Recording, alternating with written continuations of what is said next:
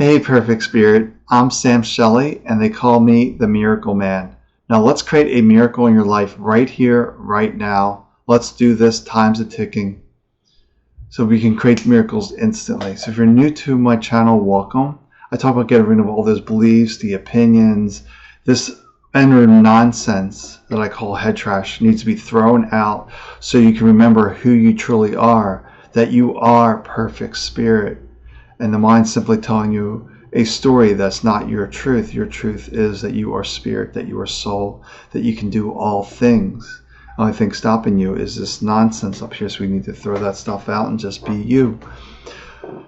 So I think today what I want to talk about is stopping panic attacks, stopping anxiety, quickly in a matter of seconds. That you can get out of panic attacks and anxiety very quickly.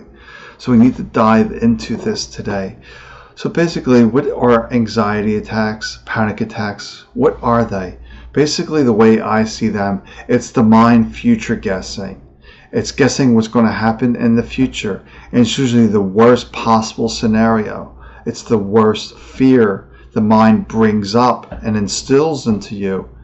And since the mind can't tell the difference between, since the body can't tell the difference between reality and fantasy, the body takes a fantasy world and starts to manifest it. So you start getting anxious, worried, your palms will get sweaty, your heart rate will increase because your body doesn't know this isn't real. It's only existing in your mind. Like if someone's afraid of spiders, you have them close your eyes and say, I'm putting your spider in your hand, they're going to get sweaty, their heart rate's going to increase, but it's just the imagination has that power. So we just have to realize the power of the mind and how it creates that anxiety, those panic attacks. Like if we had no thoughts, there would be no anxiety, no worry, no stress, no problems whatsoever if the mind wasn't so chatty. So we just have to realize it's the worst possible scenario.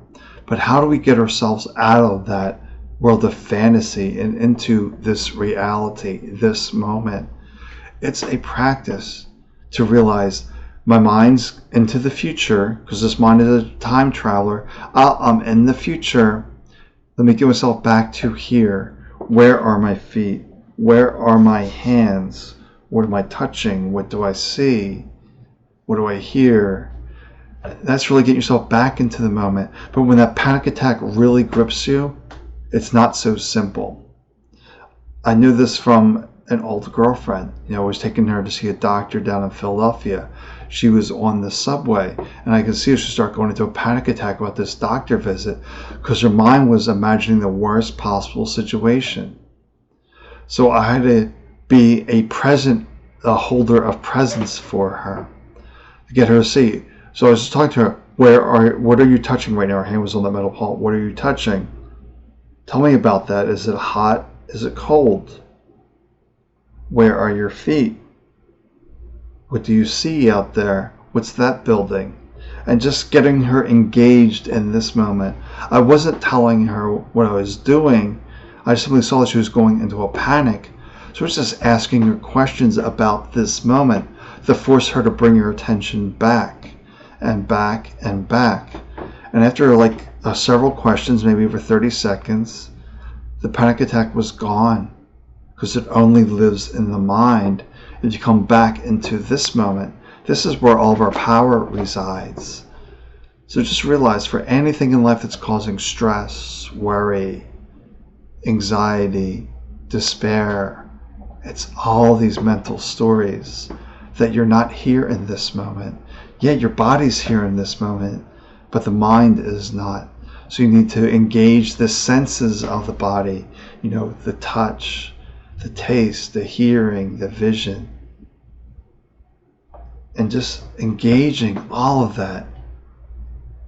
So you can do this anywhere. You don't need any special skills, but you may need a friend or a family member to guide you through this process, because in some cases the panic is really gripping. You just can't let it go. Just can't let it go like that. It can be gripping. So it's really having this presence monitor, somebody that can see what's going on, and they can be your teacher in that moment to get you back here. but they don't have to explain. Now I want to get you back into this moment. If you do that, the mind's going to get into a protest. If you're working with someone, they're going to protest. What do you mean I am here? And this is going to happen. They're just completely in their fantasy world. All you can do is just ask them questions. Maybe if you're like on a train, maybe you're reading a book or a magazine article and you say, oh, what's this? Oh, look what so-and-so is saying on Facebook. What's this? Like a distraction to get them here into this moment. It could be asking them some question. How do I do this on my phone? How do I do this? Because you have to realize this simple task, the mind can't multitask. It's either up in here or maybe it's here with the phone. Asking your friend, well, I forget how to do this. Can you show me how to do this? Before you know it, that panic attack is gone. They'll be so involved in the phone of how to show you how to do this that you can't multitask. But that's really going to come get them back into this moment. A presence teacher. So if we all had a presence teacher, a here and now teacher, we wouldn't have any problems, we wouldn't have stress, we wouldn't have worry. They'll be here to remind us, hey, it's just a story, it's the head trash. Don't allow that to define you. Now let's relax. Let's come back into this moment. And let's wait for that answer to arise, that place of knowing. Because within you is that place that knows. It doesn't guess, it simply knows the answer. The mind's constantly guessing. But it's guessing from the world of fantasy. It's not making an informed decision from this moment. Because it's taking all this information that's gathering in this moment, all this information, all these facts, and try to conclude an answer, derive an answer from that. But we have to realize that Spirit doesn't subscribe to any of these physical laws, natural laws. That's why we get these miracles that can't be explained. Because Spirit knows nothing of them. Because Spirit can do all things. It's simply that mind doing what it does, the garbage. So just to recap today, that you can really, snap out of panic attacks, anxiety attacks, if you have a little bit of awareness and you can pull yourself out of the story. But if you're not able to pull yourself out of the story and there's no one around, then you may need to take dramatic action. That could be like jumping in a cold shower to get you back here. It could be holding an ice cube. It could be standing outside on a cold winter day.